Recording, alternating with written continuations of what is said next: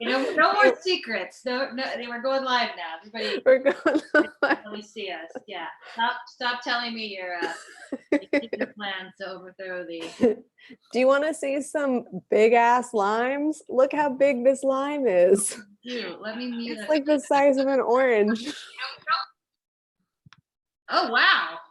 It's so big. Look at the lemon in comparison to it. It's a big lime. All of the limes That's an orange in the jacket. That is in a green jacket. Yep. Yeah. It's an orange costume. Yeah, I think I squeezed because the cocktail that I'm going to make requires a half ounce of lime juice. So I squeezed a half of lime, and I think I got an ounce of lime juice from that. Hi, Mary Beth. My roommate just got home. I love this setup. Thank you. I'm trying with my setup now. You look good. Thanks. You know what I did? I put a lamp right next to me and I put a scarf over it. Oh, nice. That's my hack right now. The ring light. That'd be nice. All right. Yeah. I have to say, I really just love the smell of cachaça. Every time I open it, it's just like funky, fruity. It does. It smells amazing. I think as far as like the nose of a booze, like It's the best. as I say, because the other thing that I really love is rum, egg, or cult. But like we talked about in the podcast, they're kind of the same thing. They're very similar. They're very similar. You know, to me, they're both very good things that I want in my life all the time. This is how much cachaça I have left. It's enough to make one cocktail. So I haven't tried what I'm gonna make. We're both gonna be mixing with Nova Fogo. This is their silver cachaça. They have a whole line. They've got some aged cachaças that are really nice. This is one of the two brands that have a lot of experience. There's a lot of great cachaça out there, but this and Avois cachaça are the two that I have a lot of experience with that I really like. And they have like a nice variety of aged in different kinds of wood, which is the thing with cachaça that's kind of unique. So yeah, but this is also a nice, like, affordable cachaça as well. Yeah, we like it.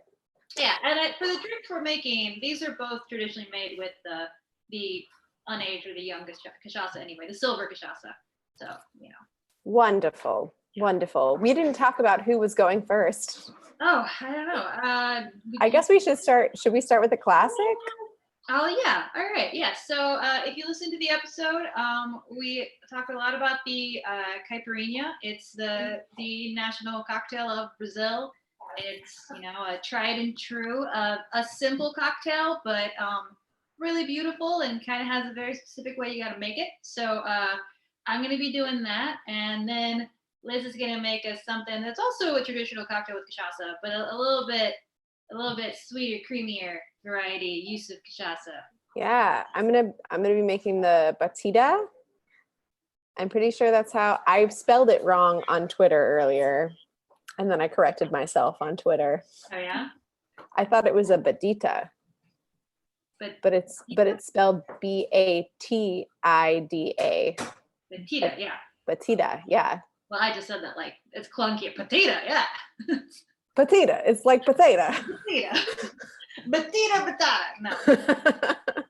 Oh, we don't speak Portuguese. It's, you know, it's so far from no one would even believe us. Anyway. Okay, so with caipirinha, utilizes the technique with the citrus that we talked about on our sour episode, where you're just gonna muddle the citrus straight into your glass. And actually, when I first learned this, I learned this behind the bar, where you know we don't really use like raw sugar or dry sugar. We're using simple syrup. So I learned it with like muddled limes in a shaker tin, simple syrup, cachaça, and then you shake it and serve it a dirty dump, which is just dumping all the ice and everything in there. Yeah. The super traditional way actually doesn't even involve a shaker. You're actually just building your drink in your glass. So this kind of goes against like one of those basic tenets of if you have citrus, you shake it. But out of respect for like the way it's supposed to be made, I want to make it that way. And it does create a completely different kind of like texture in the drink. When you're muddling those lime wedges, you're getting the lime oil. When you're not aerating it, you're tasting things differently. So it is kind of a cool experiment to see like how citrus tastes and the massively like different texture from shaken citrus to just like fresh squeezed or stirred citrus. So, all right. Yeah, let's muddle some limes. I'm gonna do usually do like 3 to 4 wedges of lime. This is kind of a small lime, so I'm gonna do 3/4 of this lime. All right. I guess it's like when you're muddling the lime instead of juicing it, then that is part of the equation to your cocktail, is that you're going to have a little more variation on what you actually make, because depending upon the size of the lime, you can't really regulate what that's going to be unless you get consistently sized limes and you know how to eyeball it like that. Yeah, I mean, I feel like if you're a bartender, just like anything else that does this enough, like if you work at a bar that specializes in making proper caipirinhas, I bet you get really good at like looking at a lime and being like, I know what's in you. There's I know how 3/4 you're gonna ounce of taste. juice in you. I felt Yeah. like those like aha moments and weird specific knowledge. I felt that when I could consistently tell the color difference between like unlabeled lemon and lime juice. Because hey, sometimes barbacks forget stickers, and just pulling it out, being like, "This is lime, this is lemon," without even opening the container. Ooh, because the difference when you make that gamble, the risk is high. It's true. It's true. I mean, you're not gonna completely, I don't want to. Depending upon what it is. Lemon, and yeah, it's not gonna throw up a drink terribly, but you will notice it. Right. Right. Yeah. The difference between like I'm sorry, please go. No, you're good. No, I was gonna say like the difference between like a margarita made with lemon and a margarita with lime is different than like a lemonade versus a limeade kind of deal. Like it depends upon how you use it. It's gonna taste differently in that. And it is a little slight, but in some cases it might be a little bit more noticeable. Well, I remember during the great lime shortage of that was like maybe 7 or 8 years ago. I remember. I was working when there was a lime shortage. Yeah, we had a huge lime shortage in America, and something, I don't know, we got all our lime from Mexico. There was something going on with like the cartels, but so all the bars started like some people went to packaged juices, and you could really tell when you were drinking that, and a lot of bars just like started subbing fresh lemon in for fresh lime, and it's not bad. It's just weird. Like, like that specifically, I remember drinking a margarita with lemon juice and knowing like they were out in the open with it, the bar I was at. I was like, oh, this is okay. This is a different kind of thing we're doing here. Yeah, but I don't know. Anyway, all right. So I've got 3/4 of a lime. I kind of cut it down a bit so it's going to be easier to muddle, and I'm going to muddle it with my sugar. You can use brown sugar. You can use raw sugar. I just happen to have some white sugar on hand. I had brown sugar, but it did that thing where it becomes the solid clump. Ah, that's when you have to, if you have a mallet, that's a really good use for that. Or I've done that. That's a lot. Yeah, or a kombucha bottle. I've used that before. These are specifically a kombucha bottle to beat the shit out of. They have the right kind of weight. I've hammered in nails with kombucha bottles because you can't just use any bottle. You have to use something that has like a really heavy base so that it won't break, you know? That's good to know. I mean, yeah. I'm sure there's other bottles that will work, but you know. This recipe calls for one kombucha bottle to beat the hell out of your brown sugar. You know, I mean, you wouldn't want to, if you were using glass to hammer something, you wouldn't want to use something like this. You wouldn't want to use something like that kind of glass. You'd want to use like a nice thick glass. Okay, you're getting that. All right, Yeah. so I've got my juice and my sugar muddled down in there. This drink is traditionally served over crushed ice. So you just would like add some crushed ice, and then you're gonna put your cachaça in last, actually. I'm just gonna bust some cubes up because I don't have a crushed ice machine at home. That's crazy. Same.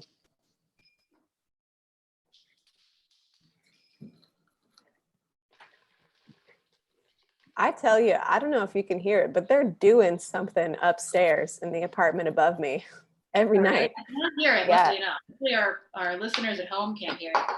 I hope so. I think I heard something in one of our videos because the person above me jumps rope, and does like, and then last night they had kind of like a karaoke night. Yeah. Now it just kind of sounds like they're dragging things across the floor. I really don't know what they're doing up there. You know, you gotta make your fun somehow. I don't know. If your fun is pushing your furniture solemnly back and forth in your living room, then that's maybe they're rearranging their furniture. I don't know. right. Right now So it's funny. Usually it's annoying. So I had some crushed ice in there. I put 2 ounces of cachaça over top of it and just gave it a little stir. I'm kind of excited because I'll be honest, I don't think I've ever started from like dry sugar and not shaken it. I think this is the first time having this cocktail completely this way. Wow. You know, I had one like that a couple weeks ago just because I didn't have any simple syrup, and I had limes and I had some cachaça, and I was like, let me try it this way. It was pretty good. I didn't have a muddler though. I used a wooden spoon. Well, there's one of those things that it's nice if you have, but there were so many. You could use perhaps an empty kombucha bottle too. That's right. There's Well, so there are many a lot of things you could beat the shit out of some fruit with. All right, that's all I'm saying. How is it? Yeah. That is so different from a shake and drink. Like, even though it has the elements of like what you think in a sour, it's got some sweet, it's got some citrus, it's got a base spirit. It is so much more like rich and kind of, I don't want to say oily, that's not a good word, but you get a lot more of like the strong, like fruity alcohol flavor from the cachaça because it's not aerated. You know, I know one of our next ones up is we're going to talk about the Negroni, and we'll inevitably talk about Stanley Tucci. But that if anybody missed it, there was an Instagram video of Stanley Tucci making a Negroni, and he shook it. And a lot of people are asking like, what's the difference between shaking and stirring? And that's really the big thing, is that you're basically adding another element. You're adding another ingredient when you shake a drink. You're adding air, and air massively changes a drink. So this is cool to see how you're tasting the citrus, but it's a lot sharper. Like, it's a lot less refreshing in a way. It tastes like it's a lot more of like a concentrated, focused flavor. But I think with what's in this drink, it really works. It's almost like walks the line between, I want something that I can sip on and kind of contemplate like an old fashioned, but I want something with like a sort of lighter, like rum flavor to it. Yeah. I mean, that's what I thought when you first said it gives it like an oily quality, but not really, like, not what you might think. But when I think of oily in drinks, I do think of like this, like what you get from the pith of an orange in a old fashioned. Wow. Let me not make that mistake on this podcast. No, but yeah, no. That's a whole other story. I used to get those confused all the time because I got taught one the wrong way. Anyway, it does give it a different viscosity. Like it's like it's like almost that, you know, and this is the thing when we talked about hangover science, the cogeners are the things that actually make you hungover, but those are the things that are really good and tasty.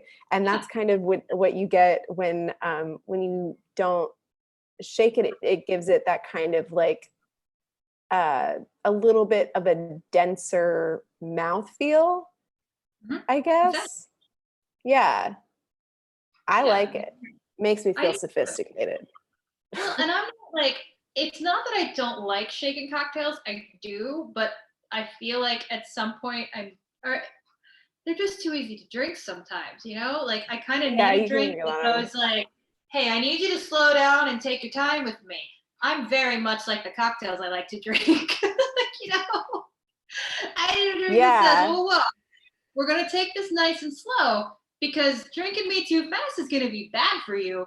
and shaken drinks don't do that. Stirred drinks do, but this is like a nice balance where it's like, yeah, I'm refreshing, but you also don't want to like you want to spend a little time with me. You want to get to know me. I like that. I like that in a drink. Humanizing the cocktails because I don't see humans anymore. That's where we're at. Oh. Hi, new friend. Can I offer you a drink? Oh, wait. So anyway. I wish that I know that you've already told me that Jack doesn't like to wear clothes because I would I would send you cat clothes. I think that would be allowing myself something that I should like. I should have restraint. I don't need to start dressing my cat like a little man. I'm like, I have a roommate. This is him. Jack is a gentleman, though. He's not like other cats. Anyway, okay. We can, would you like to know about the cocktail that I'm going to make? I would love to. I'm excited about this. Yeah, so it is, this cocktail is traditionally made with passion fruit syrup, and it's supposed to be blended in the blender and then poured over crushed ice. You can totally, what I'm about to do, you can totally blend it in the blender. I'm not going to do that because that wouldn't be nice for y'all to hear, and we don't need to do that. But passion fruit syrup isn't the easiest thing to come by. If you can get your hands on some passion fruit juice, then you can make a passion fruit syrup. My deli didn't have any passion fruit juice, so I got some mango juice going kind of for like a tropical flavor, and I made some mango syrup. I just did like a 1-to-1 ratio. You simmer it on the stove for a little bit and then let it sit, and it makes some cocktail syrup. So, because really you're not really reducing it that much, but you're not trying to like make like pancake syrup, like just a little bit so that the sugar and I use granulated sugar. That's what you use for that. And it just kind of incorporates it together. The big thing with this cocktail, the batida, is it is one of those like alcoholic milkshakes that we like to talk about. So it uses cream. I used coconut cream or coconut milk, condensed coconut milk. Yeah.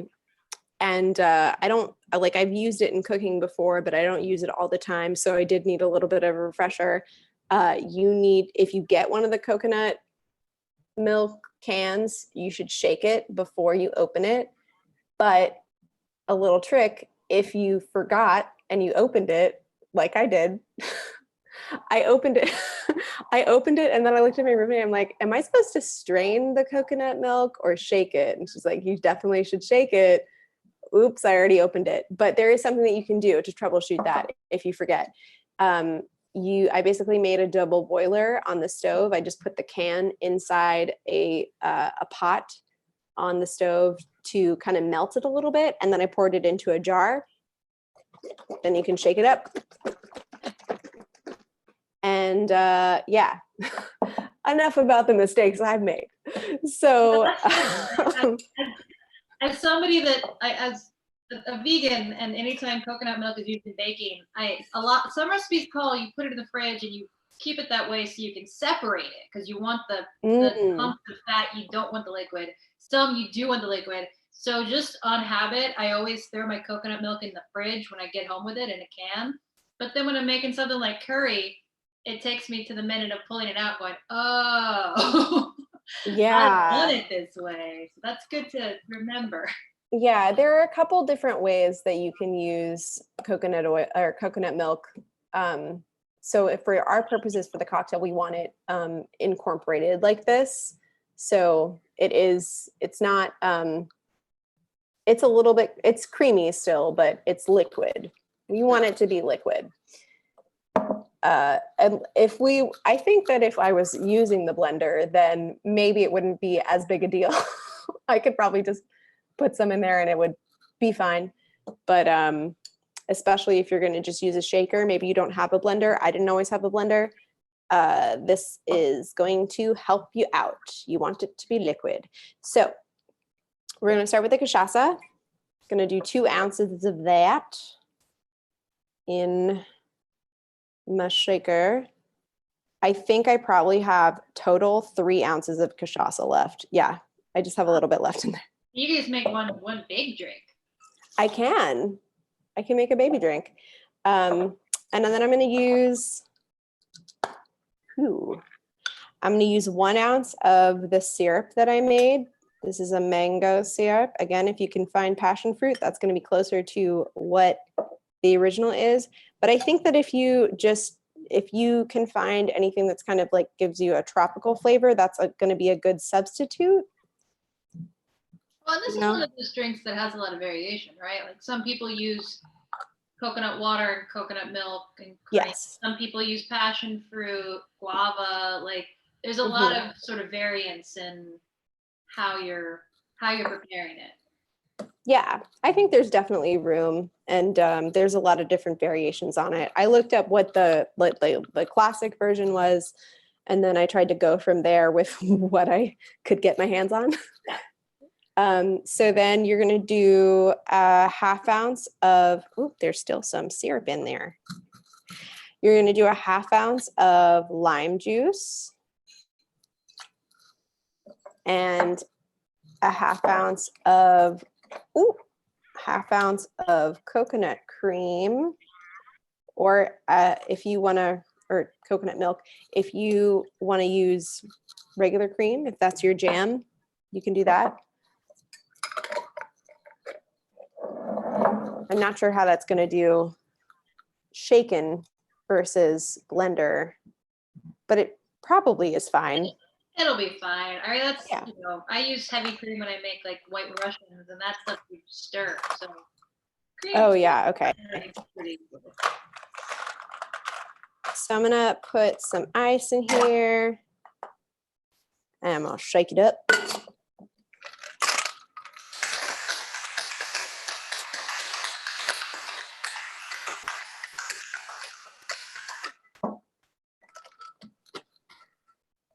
I'm really sad I can't taste this one. I know. Well, next time we do a handoff, I'll bring you the ingredients. I actually made so much mango syrup. I was just like thinking I needed more. Like I just didn't want to be short. So I made like I used like a cup of mango juice and a cup of sugar. And I have so much. That is, I completely understand that feeling. Anytime I make something at home, you can only make so small of a measurement before it's just like not gonna burn on the stove. You kind of have to make a certain amount of something. So yeah, that's what I was mostly worried about. Yeah. I'm crushing my ice with the spoon now. It's kind of going everywhere.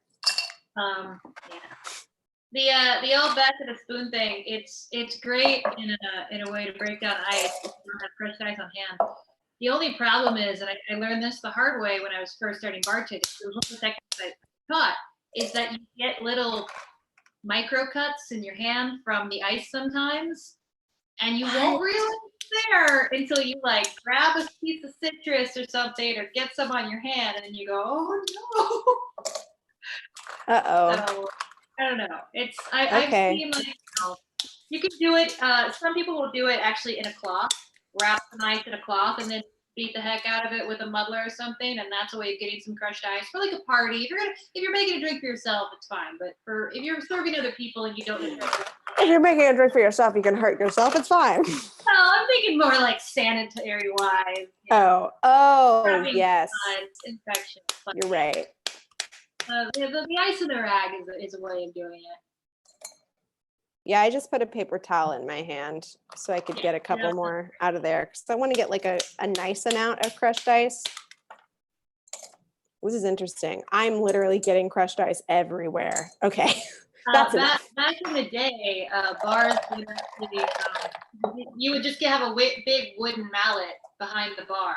and you would crush ice down, like, your bar back would crush ice down during a shift to use for crushed ice drink. And some bars still do that. Like, they do it as like a cool, like, old fashioned way of having crushed ice.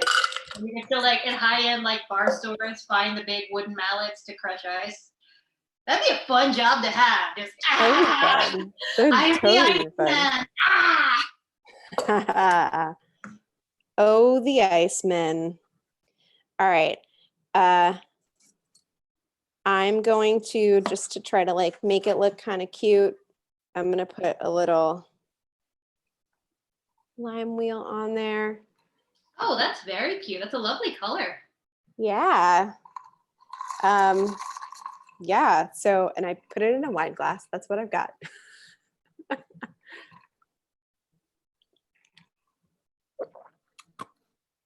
That's nice.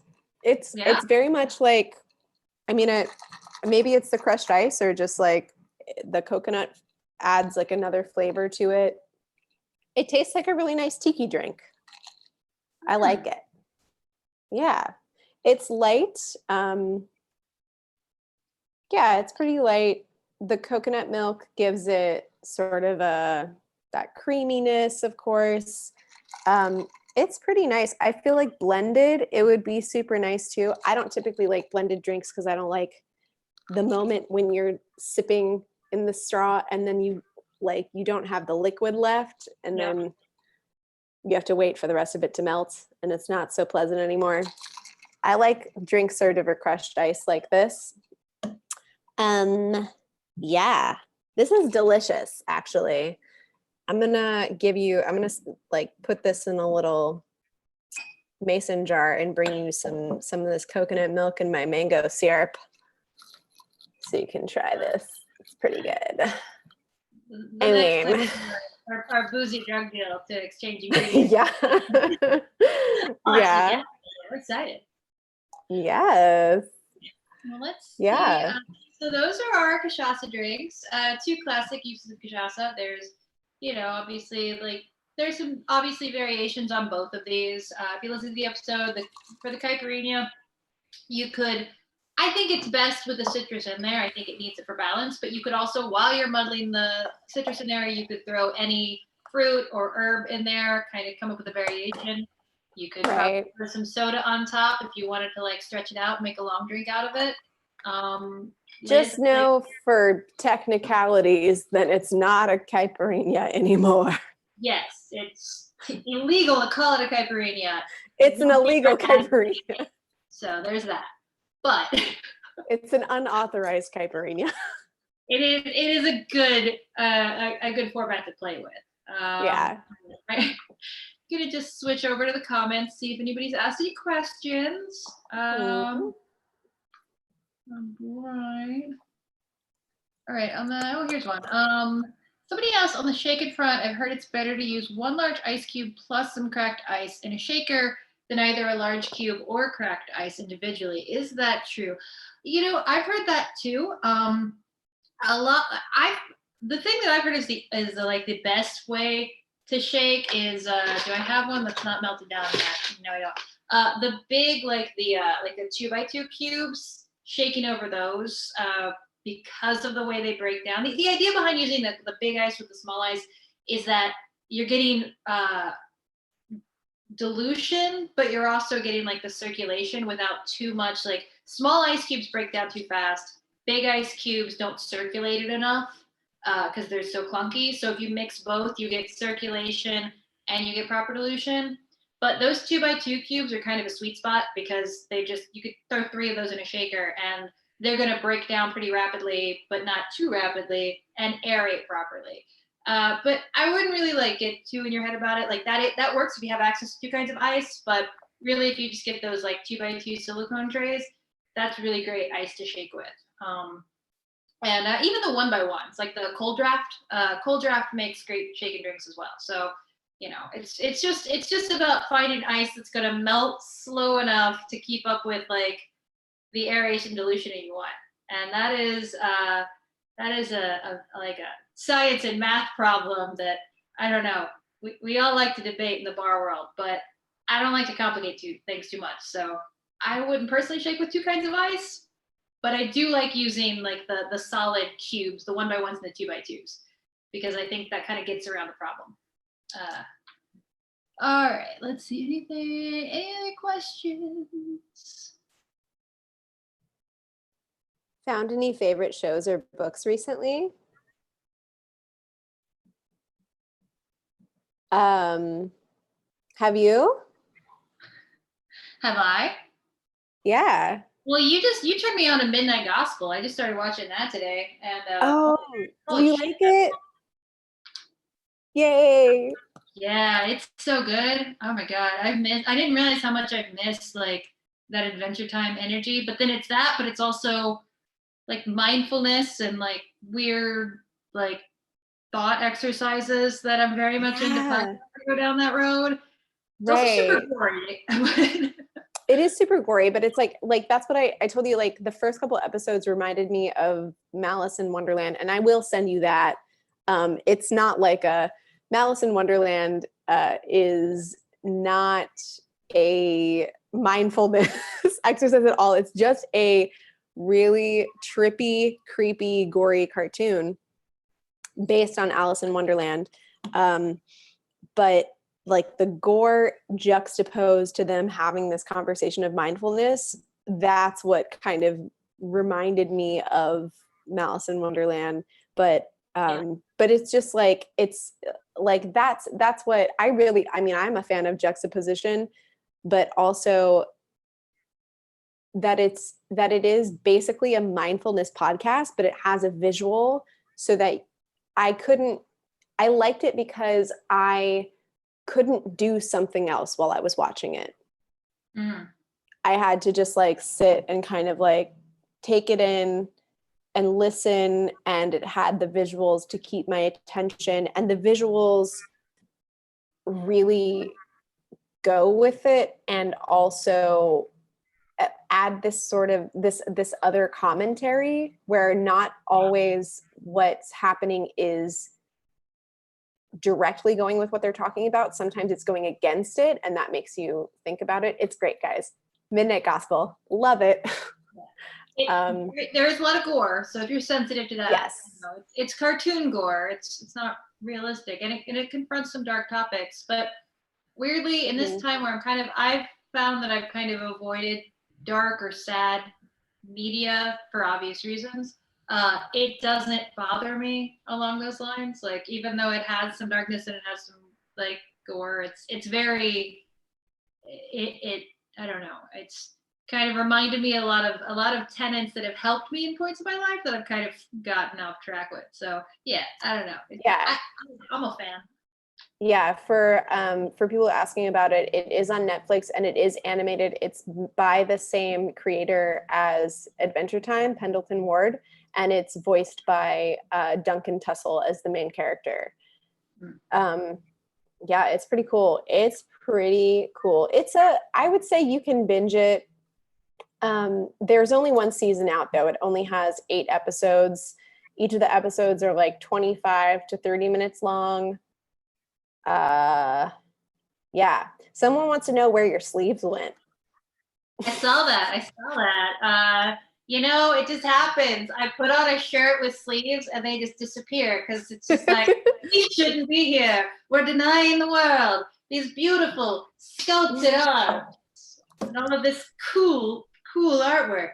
That's not true. I cut them off because I can't get around the part of my like, I don't know. I guess when I was 20, I thought it was cool to cut the sleeves off all my shirts so I could be punk. And that part of my logic hasn't escaped my brain yet. It's still there. It's like a whisper in my ear, like the devil on my shoulder just says one thing, cut the sleeves off of that, cut the sleeves off of that. And I listen eventually. Well, but except for, I would argue you've got sleeves. I do. I wear sleeves a little. That's true. They're not quite, I'm talking about your tattoos. Yeah. Oh. You got to show those off. No, I saw you have one under that I saw for the first time. I haven't seen that one that much. Demon. Most of them are demons. I don't know. They're all over the place. I had to cancel like 2 tattoo appointments during this time, which is far from, that's not a problem. But I feel like I'm not alone in that a lot of people, after this is all over and we can go to tattoo places again, are just gonna get like covered because it's like, We don't know when the next time. it's like once every 4 to 6 months, and it's like, I'm gonna wait, but like I'm gonna get them. They're coming. The dangerous thing is, this. I have a tattoo gun at my house. I have like a kit, and I got it on a whim, and just haven't really messed with it because, that seems like a thing that I shouldn't do at home. But I don't know. We'll see that's the next step.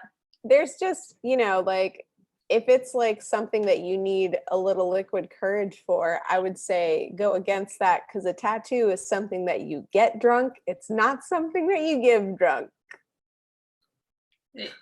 That's true. I've gotten some tattoos. Well, I've gotten tattoos drunk, and I've received tattoos from drunk people. So I'm not a good guide for that. But I definitely. You actually don't want to get a tattoo. Actually, getting a tattoo drunk is a bad idea because you bleed a lot more when you're drunk. Oh. This is years ago when I was living in an apartment with like 6 people, and one of our friends was like a burgeoning tattoo artist, so she'd just give us tattoos for free to build up a portfolio in our houses. And she was tattooing my buddy's ankles, and he was getting these 2 like skeletal hands wrapped around his ankles, and he just was drinking Rolling Rock the whole time, and it just got progressively bloodier, and it was like not good. The hands actually turned out pretty good. She's an amazing tattoo artist now. Like, this is like I don't know, like 10 years ago. Like, she's one of like the most like sought after tattoo artists now. But at the time, she was learning, and she learned the hard way, I guess. Yeah, damn. The hands and the ankles are those are areas that bleed a lot. Yeah. He had skinny ankles, so there wasn't much there, but just veins and pain. Veins and pain. Yeah. Amanda, it is a little chilly. Huh? It's not that bad. No, somebody asked if it it was my cold. apartment. Yeah, I didn't. Oh, no, I did leave the house today once. I left to go get the coconut milk for my deli. And it's not cold. It's just kind of blah. It's supposed to be super warm tomorrow, so I'm excited for that. I'm gonna go sit outside on my fire escape. Ha!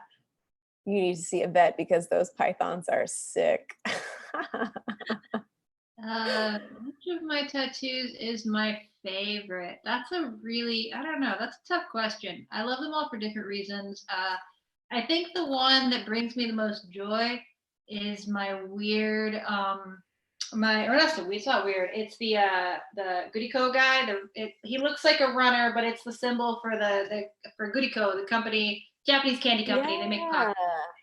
They're based in Osaka, and there's a giant poster or a giant light up sign of him along the like river in Osaka. And I got it after I went to Osaka the first time on my first trip to Japan. And I don't know, just kind of, it reminds me of like the first time when I tried to go somewhere. Also, it makes me really happy when I'm in Japan. People get really excited about it. I can't imagine, like, to me, maybe in America, it's like having Coca-Cola tattooed on your arm, and that would be really lame. But the people from Japan have been very nice about it. They're like, that's cool. No, it's cool that you have that. So I don't know. I think it's cool. It's probably because it's niche, and also like I think pop culture is viewed a little bit differently in Japan. Maybe. I don't know. That's just my inclination. You've actually been to Japan, so I feel like you would know more about that. Well, but we have go ahead. Well, tattoos are still kind of taboo over there. It's right. Still, and I'm always afraid to be out in public showing them there. But what I found is that the people themselves are always like really, like, they're really cool about it. Like, oh, that's cool. You have that tattoo. Can I see that? It's more of a societal standard, but I don't think like individual Japanese people are bothered by it.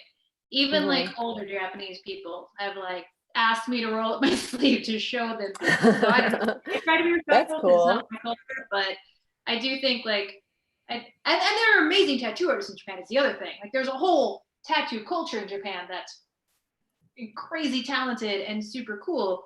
It's just it kind of still has to operate like, you know, on a bit of a less visible front than we do here. But I don't know. What is I think we missed a cachaça question. Do we have one? Yeah, Kaylee asked, does cachaça go bad? We've got some from the World Cup years ago. I'm wondering if we can use it up. I mean, would it go if the top's on it? I feel like it's good, right? Cachaça doesn't go bad. It's I mean, I guess a lot of like that question depends on the alcohol content, but I've never encountered a cachaça that's less than 40% alcohol. And really any spirit that is in that range is going to be fine on your shelf in perpetuity. It might change slightly in palate over long periods of time, but it's not going to go bad. Yeah.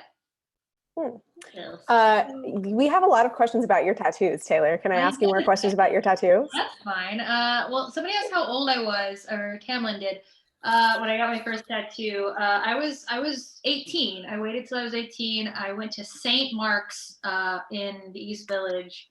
Which one? Oh, it's my Harley Quinn diamonds. These two, the horribly faded ones because they scarred horribly. Oh, which one? No, I wanted to know what tattoo parlor. Oh God, what tattoo parlor in St. Mark's? It was one of those like piercing plus tattoo star symbol places. Was it Whatever Tattoo? It might have been Whatever, actually. Because that's where I got mine. It's pretty faded now. What did you get from Whatever? I have one. I'll see if I can move my hair to show y'all. I have my cat that I drew, and I gave them like a photo of my drawing, and they did it. And it's black ink, so it's really faded. But yeah, I got it on St. Mark's on my 21st birthday. No. I had turned 21 before I went to New York. Wow. I don't know how old I was, but I went to St. Mark's, and my friends were like, you're getting a tattoo because you've been talking about it. And that's it. Oh, now I can see the delay. I didn't show y'all really well, but I've got a cat behind my ear. That's it.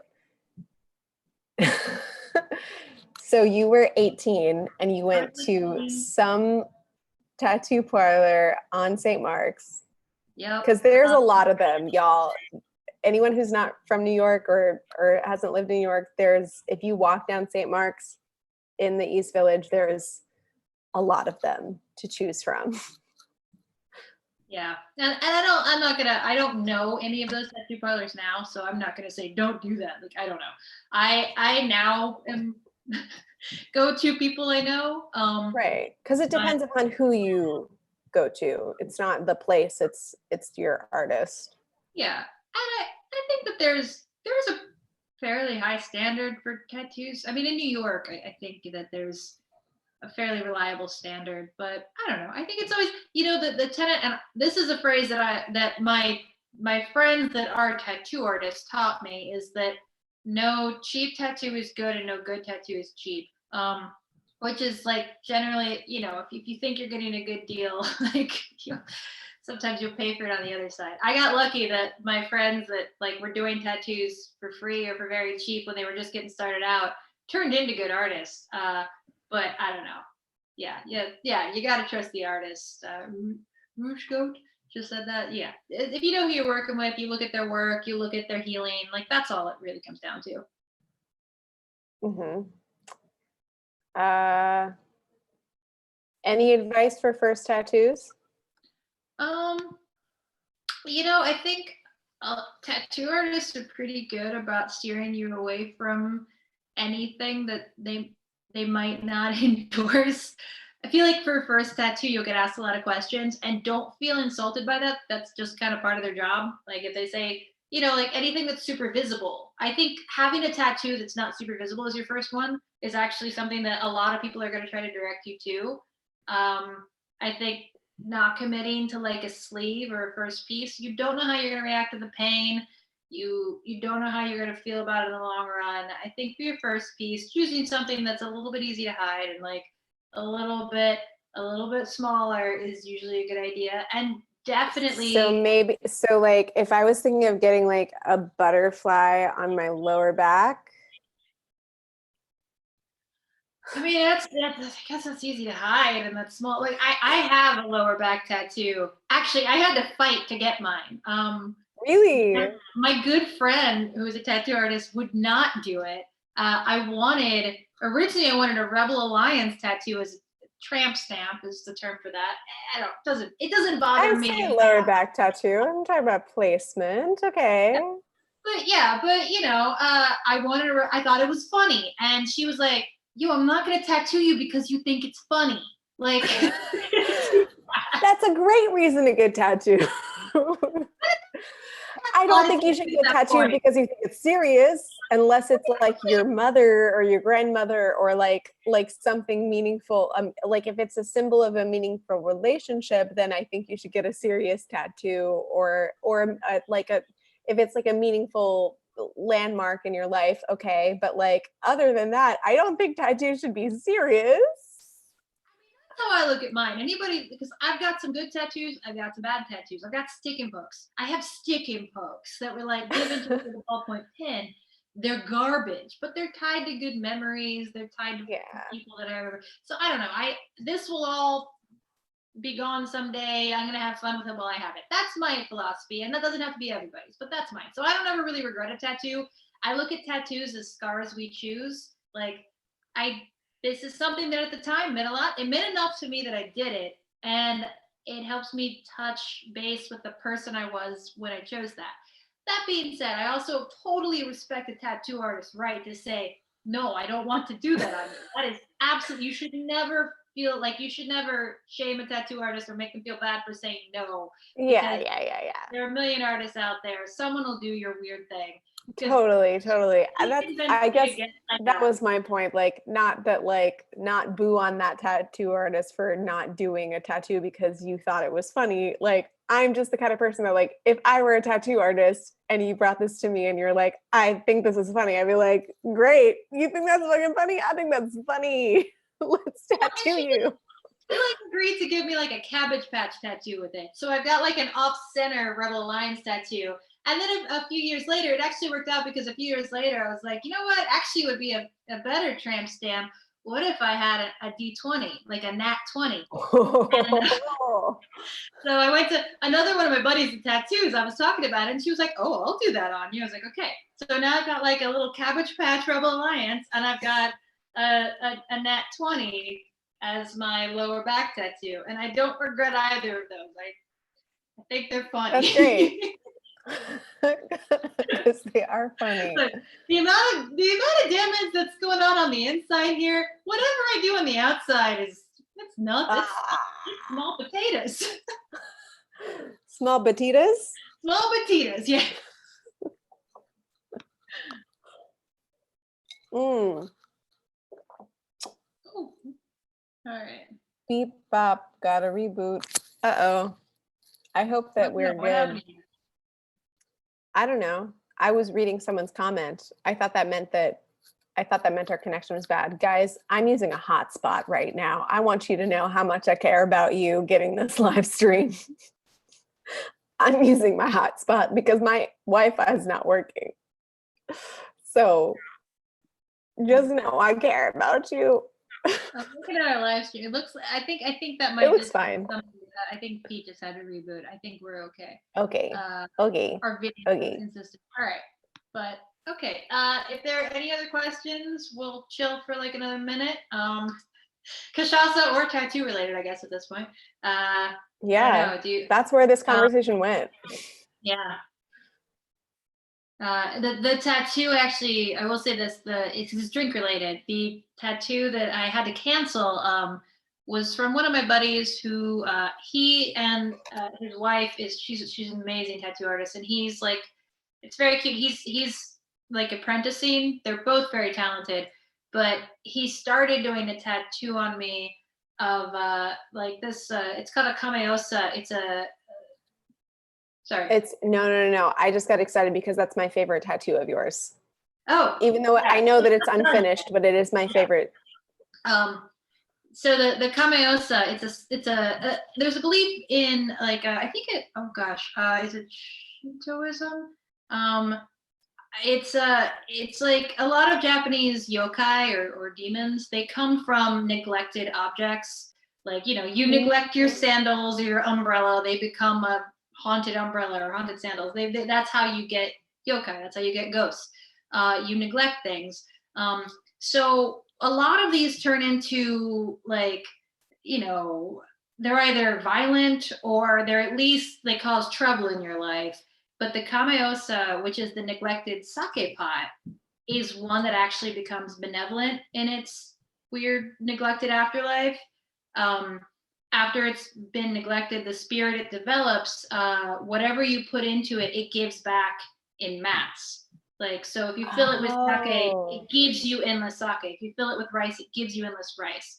And that kind of, to me, that means like, when like don't think about the whatever has happened in your life that's hurt you isn't who you should base who you are. Like people that give into you give back. Like people that help you give back. Don't let yourself be defined by the negativity or the pain you might have suffered, but like focus on the goodness that's coming in. It's about what you're giving, not what you're given.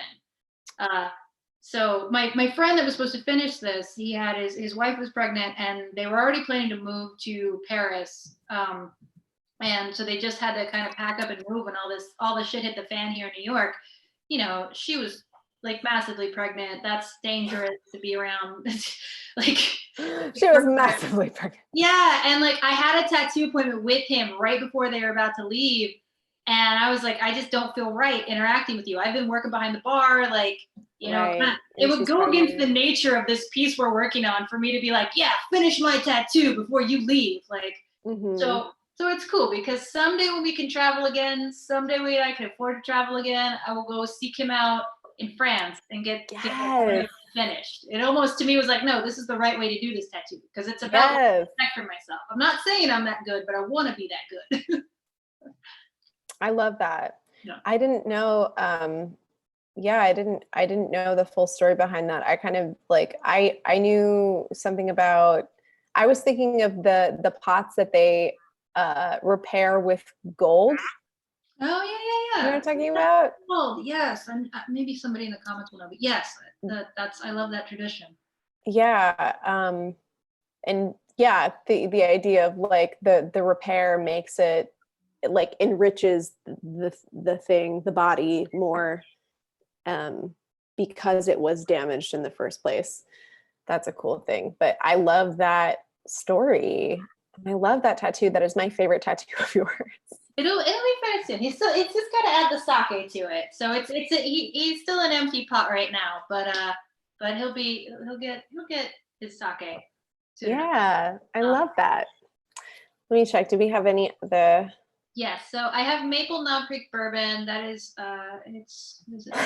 wheat to maple for most whiskey drinks. Honestly, I mean, simple. If you've got a sweet bourbon, because there's like like rock and rye or kind of sweetened whiskeys already, I would start with the simplest first and just add some bitters to it and try it as an old fashioned, or add some lemon to it and see how it holds up as a sour, and kind of build from there. But anything that you're starting with sweetness, see if you can like minus the sweetness from a traditional recipe and start there. Awesome. All right. Cool. Oh, Pete, thanks for looking that up on Google. Google says it's kintsugi. Kintsugi. Ah, nice. Yeah, that's a really beautiful practice. That's awesome. Okay. Well, I think this has been our happy hour. All right. Well, we'll be back tomorrow with Hemingway. Anyway, yes, we're gonna do some of Hemingway's favorite drinks for you tomorrow night, 8:30 Yeah. yet again. Nice. If Yeah. you haven't had a chance, we have a new episode out about Hemingway. Went up this morning. We're going to try to get on a more regular schedule from now on, but you know, we don't need to tell you. This is how we're doing it. Yes, and We're all just we're the all of the goodies, the stuff. they're going out. They're going out. All right. Yeah. And if you, yeah, they're going out, and I know we're a little bit behind on the Patreon rewards, but they will be going out shortly, and then the next wave will be going out a little bit sooner, and we're going to catch up with that too. So don't worry about that. We are doing that. Basically, since y'all are here, I'll tell you what the holdup has been. I've been trying to get us a PO box. And that is surprisingly challenging. There are things that you have to present that I didn't know about. And so that's going to happen this Monday. So we should be getting stuff sent out this week. Look out for that. I literally, guys, the envelopes are stuffed. They're coming out. Yeah. Well, and post offices have been operating on different hours up here. Yeah. Kind of felt weird even mailing stuff to all of you in various parts of the world while this was at the height in New York. It seems like we're starting to see our decline, so that feels a little less scary. But I don't know about you, Liz. I felt really bad sending envelopes out to the world. Well, I have looked into that because if we're talking about, obviously we're talking about coronavirus. So as far as paper and cardboard, it can only live on it for like 24 hours. So as far as mail going through, it's not going to be a danger to receive mail. Because I know at the beginning, some folks were like, should we not buy products from China because things are being shipped from China? And that was a very misguided concern. There's no concern about mail because by the time it gets to you, it can't survive like that. So don't worry about that. And yeah. So I can stop like deep sanitizing every piece of mail I get because they're just wet. They're just wet. Yeah, no, I mean, you can do it if it makes you feel good. Yeah. Do it if it makes you feel better. I still, like, with all of my groceries and stuff, I spray them down when I bring them in.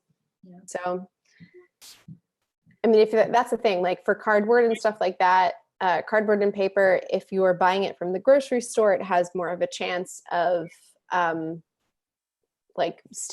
if somebody just touched it, obviously in the grocery store, then there's more of a chance that the virus could still be living on it. But if it's gone through the mail, chances are it's spent more than 24 hours in the mail system. So, sure.